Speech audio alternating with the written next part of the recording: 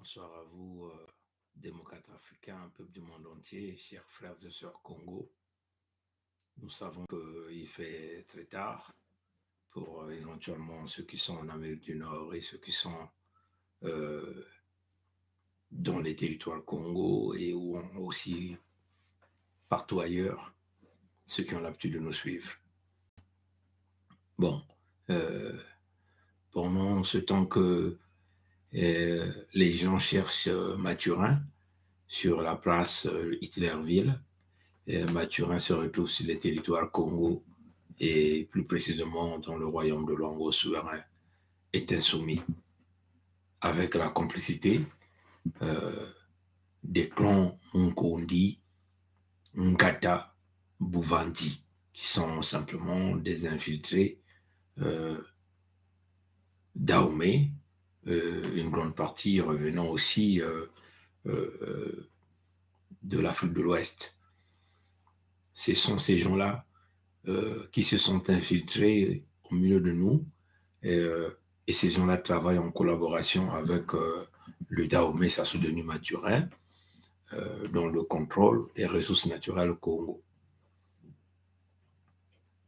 Ce que vous devez savoir, c'est que les pseudo-champs pétroliers ou le terminal pétrolier de Ndjeno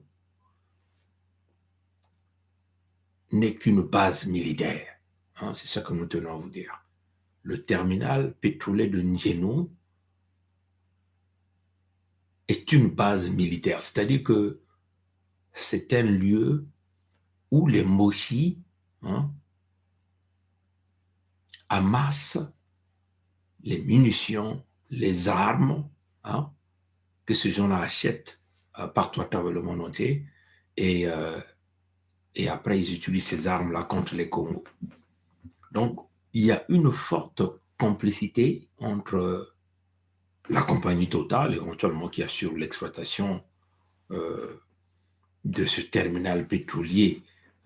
Congo qui se retrouve dans les territoires Congo de Ndjeno, donc dans l'Ouango. Je tiens à réitérer,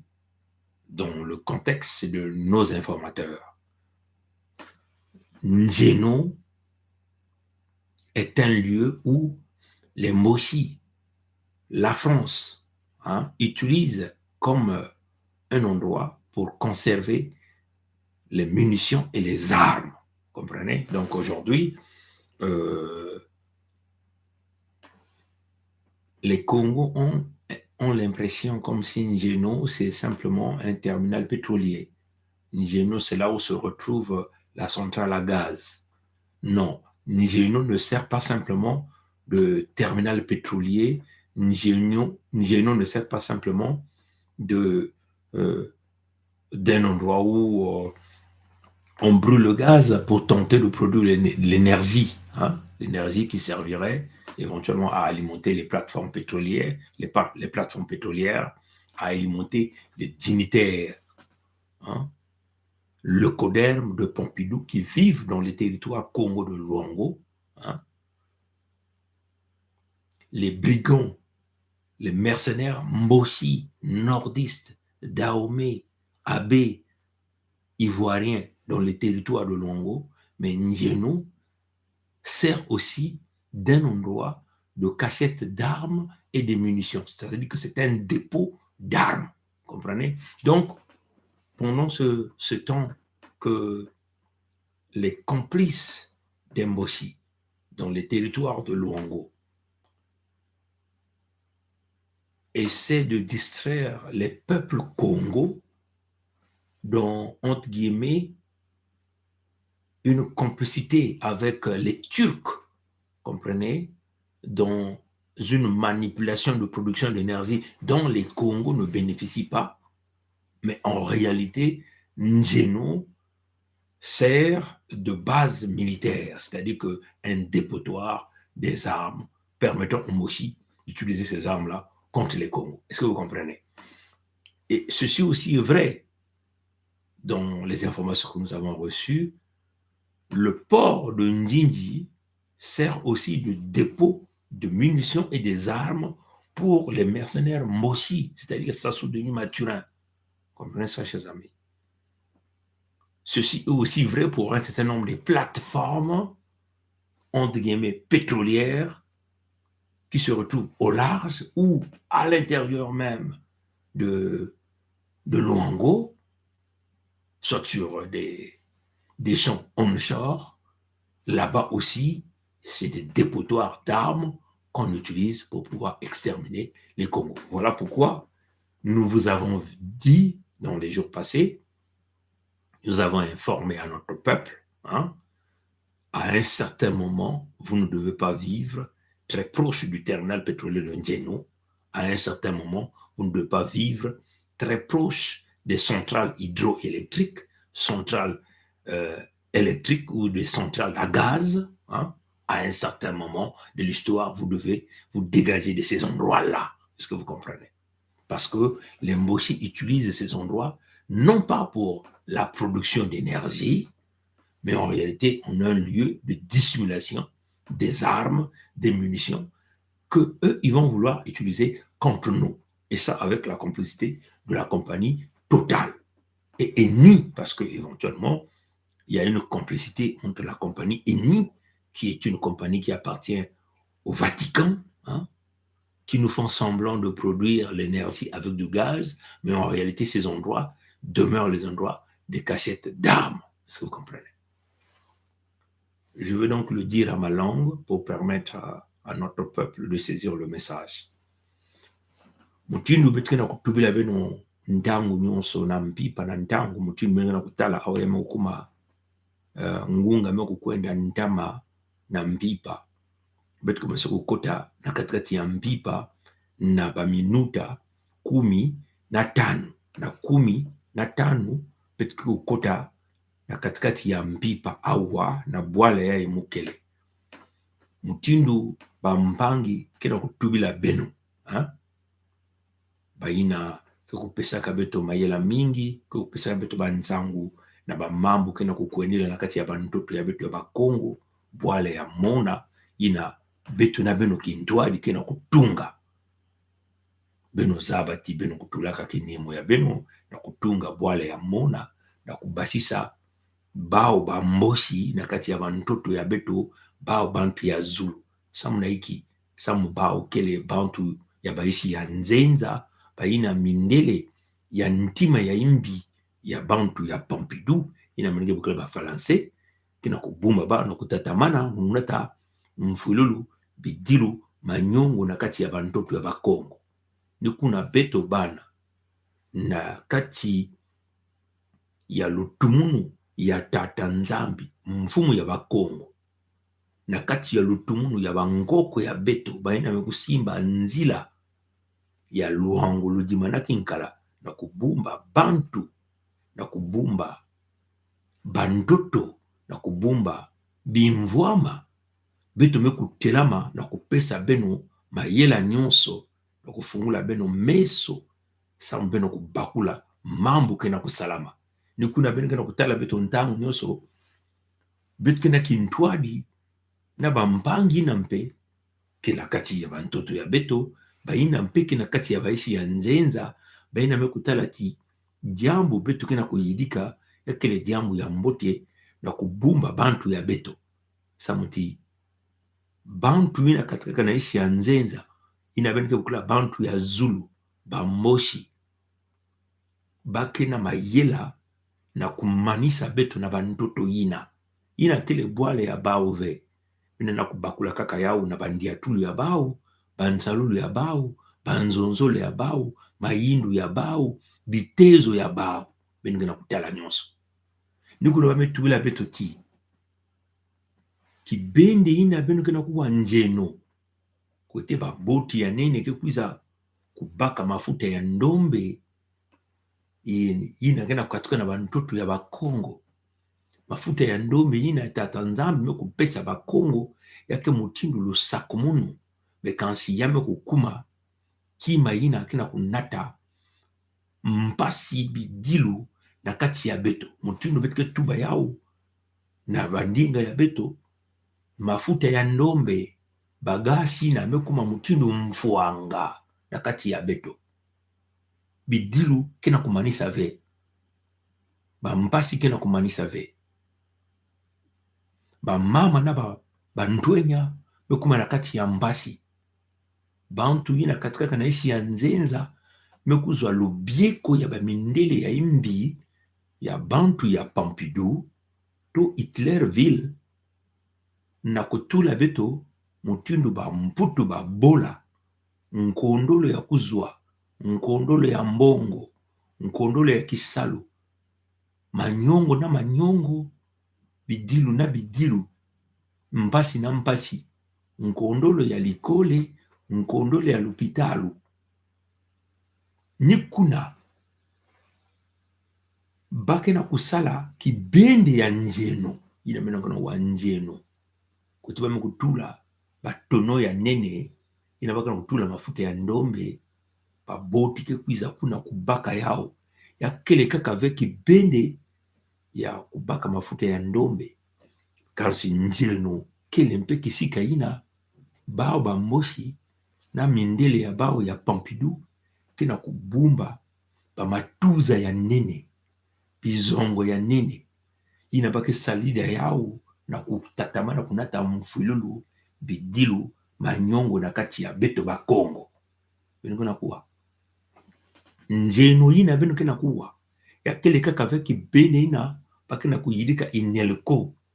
Me ya kele mpe ki bende ina, ba matuza ya nene ke kuna. Ya kele mpe ki bende ina, bake ya kubumba, ba bizongo ya nene ina bake salila yao, na kunata mfululu, bidilu na kati ya beto. Ina baka na kutuba mpeti ya kele kaka njenove, me ya kele mpe bibende nyonso kuna na kati ya maza ya mungwa, kote bake basaka pitloi na kati ya isi ya ntoto, kuna na kati ya maza. Ya kele mpe bibende ya kaka kuna na ntoto, kuna na kati ya luangu, mchini babunji. Kibende ya ba ntoto, kote mafuta ya ndombe, baka na kutubila beto ti kuna mpe, baka na kubumba, babizongo, ba matuza,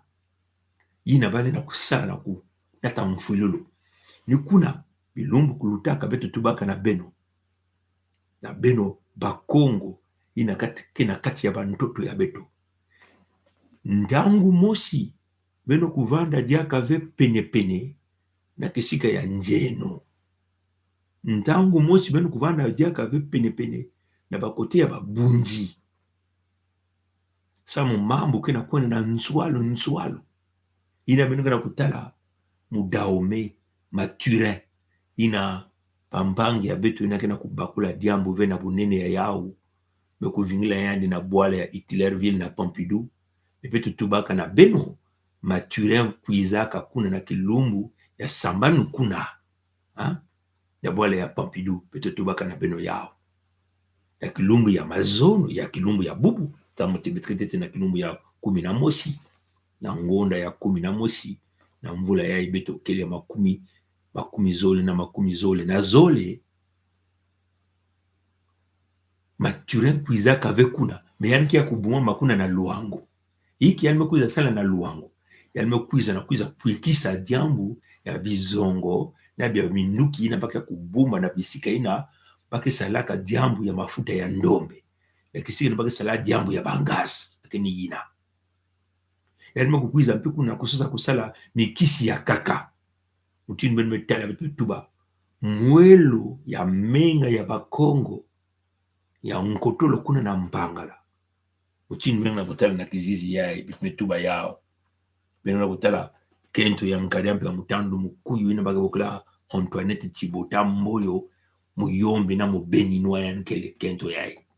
yanke muyombi na mubeninwa. Yandi mosi Maturin kele mubeninwa. Ina metuba mwelo ya mpangala. Mutini metala metula awa kitezo ya mpangala. Mwelo ya luango ya kubasika ba mwelo nyonso kia kukangama kaka bale na kufungula ya ove. Bameko na kutala Simon Kimbangu Kiangani, muntu ya mayuya ya makundu, bametubila na kusosa kufungula yao, yalime kukondwa kufungula, yalime kukondwa kufungula. Samuti betu telmisaka ba mbeve ya ba nkoko ya betu, mfumu ya beto kuna na luango manima koso sikozo bamwala mbongo kuna na nyadi manima koso sikozo kuna na luango bika ya pongi ina kile kuluntu ya beto kuna na ludima bangorozoma kuna na kati ya kimbedi bao nyoske ya kutelama na kati ya lutumunu ya mfumu nzambi ya bakongo mutinu benu kuwa ndinga kena kusala makuna na singa ya mundele nibaga bukula WhatsApp ya tula miji na metuba bakongo na nzambi ya bao kaka na bayina kena makutu na meso na disu ya tatu na kubakula bakongo na nzambi ya bao nzila yanki ya kukangama ngadi ampe mutantu mukuyu kena kusosa banzila nyonso na kufungula nzila ya menga kasi banzila kia kukangama menga ina baka na kubaka ina baka na kusosa kupesa na mindele sa mindele kungenga menga ina kediaka na lute ya mbote ve ya mekuma na lute ya kubola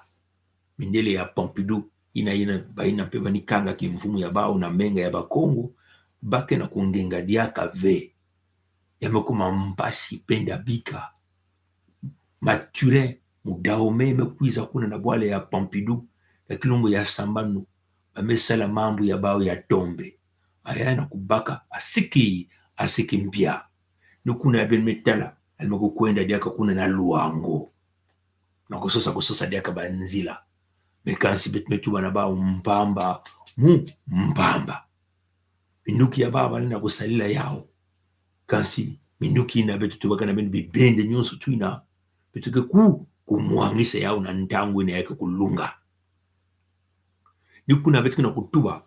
ya biboba nyonso ya luango ina ya luvunu bankondi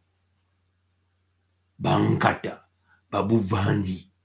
baina kele bantu ya kabinda ya luvunu badaome mekuza kukotila bao baina kana kubulila ba maboko mpamba mumpamba nikuna ben metala bankoko ya beto kena kudumisa bamvula kena kuduma kuna na luango na kubolisa bamikisi ya bao beno bakula yao beto kena kusala kizizi ya mekuma katikati ya mbipa mbeve mezo la kutuadisa beto na kusala yao nikuna ben metala beto mekuluata kinkuti ya bambulumbulu ya imbala ya ntete ben metala pongi mekuluata kinkuti ya bambulumbulu ni mutindu ina mambo kena kukwenda ya imbala ya ntete pongi mekuluata kinkuti ya bambulumbulu ya imbala ya ntete pongi mekuluata kinkuti ya bambulumbulu kena kutubila beno yao ina ba kena kusala nyonso kena kusimba ve kansi bayina nyonso bakuwa mbote bavili ya luvunu biboba kuna ni ya buali ya makundu ya luvunu bao nyonso na kati ya luango kuna petoke kuitula bao na kati ya tia ya nene beno kuwa mutinu baka na kutuba beto kupesa ba mutinu mukayulu na nzambi ya bao beno kuwa batata na bantu ina kena ndandu ve na kati ya babantu ya beto ba mosi kena buzoba baka na kubakula ve na ndangu baka na kubula ngadi ampe mumboshi maboko kasi na mbipa mboshi kena kusala jambo ya bamatuza jambo ya babizongo yana kubumba yana kishika ina baka na kusala pitloi samu na mayela ya baba mboshi yakele ti bako kubika bamambu ina bizongo ina bamatuza ina babibende ina samu ti ndangu bituke kuningisa na mayindu ya bao bakeleti bake kuyoka banjeno bake kuyoka bapitloi kishika ina bake sala bapitloi mekansi bapitloi na kele ya bao ve beno kuwa batatela bano kutula babizongo ya bao kuna mutinu beno talaka bakusalaka yao na bwala ya na mpila ya ina badumisaka babizongo ina meyoka babizongo ya mekufa babantu mingi mingi ina kufuaka kuna na mpila yavanaka ni bakongo samuti kisika nyonso tuina kibende nyonso tuina kote ya revolution Côté ya dragage, ina ke babisika ina bakongo vandaka. Baba mboshi mekosala ti wape mutindo betike bingisa bakongo awa. Betu nataba na mfuelolo na kuyoka yao. Na kuyoka yao wape mutindo na kuyoka bamatuza ya bao na kuyoka babizongo ya bao. Nina babusalaka. Nina pepaka na kusala ti bakuna kutula bamatuza babizongo na kibendi ya pitloi. Samuti yina beto bakongo kena kumwanina bimvwama ya beto ina betike banaku ina ntango betike banaku dumisa na mayele ya baba kutuba petike kuyoka yao petike kuyoka luango petike kuyoka njinji ebeno tumila bao ina kile mayele ya ndambo betike na mayele ya mingi bakongo na nzambi ya bao mebakula diambu yae donc beto zaba mambo betike na kuyidika na ba vili ya luvunu biboba ina benga na kutala beneke lotaka ba impu ya bambambi bao nyonso kena kubakula beti maturen kena kukubika bamambu kuna na luango mekansi beto kena bao mayele batata na bamama mambo vanaka ya kukuba na muna kutubila beno ti ntango mosi beno kuvanda vena babisika ina beto kena kutuba pena bambosi luango kele ya beno ve mafuta ya ndombe ya kele bimvwama ina tata nzambi kuza kupesa na bakongo nani pesaka bimvwama ina na bakongo tata nzambi bakongo na nzambi ya bao